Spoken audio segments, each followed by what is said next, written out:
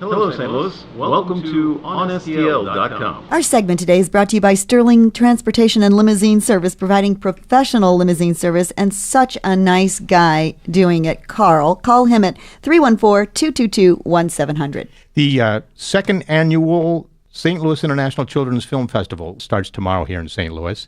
Where? Where's it playing? It's at Coca. I know that is one location. I guess Brad Schiff with us today actually is with Leica Studios. Yeah, he's from St. Louis. He's now in Portland, Where'd you go to high Oregon. school? Parkway West. There you go. Yeah, because Portland is the home of Leica Studios, That's where you're true. working. And he's showing me all this stuff off camera. I'm going, stop.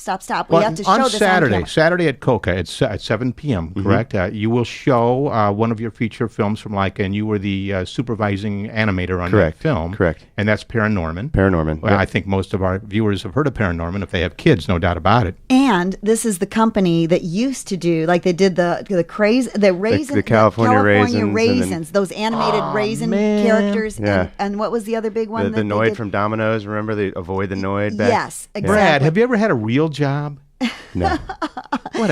Where he played his way through college. Well, listen to this. They started doing films, features, and now they're not looking back. Yeah. No more commercials. They're just doing features. And this is so amazing because you were you told me you were doing some claymation and stop motion film in college. In college, yeah. I discovered that I could sculpt in college and started doing animated film, like stop motion films, because I really couldn't draw. Did they have a class for that, or you just did that? It was an animation class. I transferred schools because I had a friend going to school in the University of Tampa, and he was taking these animation classes. He couldn't draw especially well. Yes. But he was doing these cool films, and he had an instructor that did these beautiful watercolor animations whose philosophy was you don't have to draw great to animate great.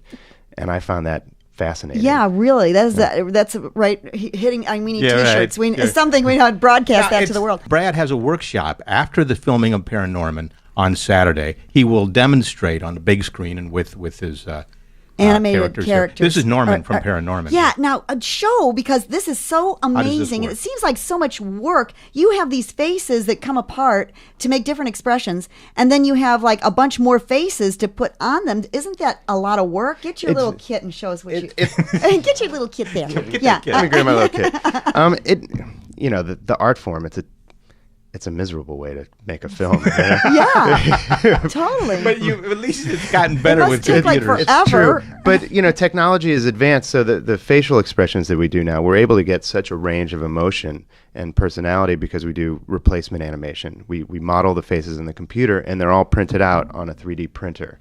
So don't they, like when you see something like Polar Express, that's CGI, right? That's CGI. So that is that easier than this? It's just different. I don't know if it's necessarily any you're easier, but the difference between CGI animation and stop motion animation is you can't save a version. It's more of a performance. I see. So, you can't save it and tweak it and, make little changes. But you use both, right? We do use both because it's one of the ways we're sort of pushing the medium forward and making our films bigger and more grand is by having a stop motion CG hybrid. We're really kind of combining the two. So all our main characters are stop motion, and everything in the world is informed by practical elements, but we'll have background characters or secondary characters that are CG, and we'll have CG set extensions to make landscapes bigger and whatnot. So the process... So let him show this. Oh, sure. Okay, this is Norman. So this is Norman. And these are And that's- made with 3D printers. Yeah, this was printed on a 3D printer. Isn't that amazing? It is In color. amazing. I mean, it's like what color. we're living Yeah. in the future, but still in the land of. Oh, look what he did! Oh my God! What was the Gumby? Gumby. That was a chin dropper. Was it the first one? Gumby and Gumby. Yeah, Hoagie Gumby. and- Yeah, the Gumby slide. That's So- why I used to slide. I think because it was really quick to. As animate. supervising editor, animator. Supervising animator. Are you like a director? Is that the role? I'm not like a director, but I work closely with the directors, Okay. and I manage the team of 24 animators. I helped develop the character. 24 animators. Gee, it just The seems characters- so not cost effective to be doing this. I mean, every time he makes an expression, you have to change his face. This will blow your mind. Every animator is responsible for 4.3 seconds of animation a week. Oh my goodness! Wow. How can you? Not 4. Yeah, 4.3. Exactly, seconds a week. To achieve that, it's there's rehearsals and blocks, and that's still 50 to 60 hour weeks Yeah. for 85 weeks to get let's it done. just do this Okay, for a let's- yeah, second. He okay. put that other face So- on, so- and so that's a different. Obviously, his Yeah, mouth's different. So open, this and he mouth has. open. So for I every could give him single an- expression, you have to ooh. stop and put this new piece of molded face Without on. moving anything else. Yeah. Right, but the beauty of it is you do all the faces ahead of time. So before you launch, Hey, before don't you do them on the spot. Well, like I worked on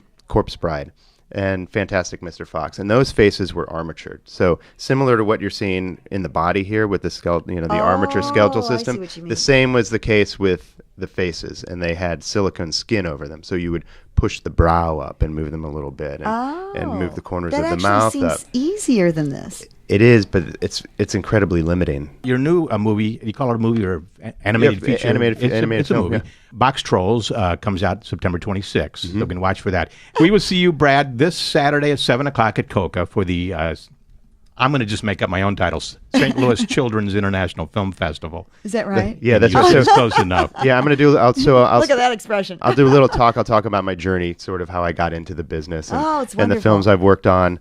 Show an example of talk a little bit about Leica and how we're pushing the medium forward. Then we'll have a screening of ParaNorman, and then we'll have a Q&A afterwards where I'll have some of the puppets that people can come take a look Can at. and some- anybody go to this, or do you have? How do you? Yeah, no, I think it's free. Yes, Really? it's to the Okay. public, yeah. I want to go. And bring your kids. Yes, By all absolutely. means. It's very inspiring. Okay. Thank you, Brad. Absolutely, Ron. Thanks. Thanks, Joy.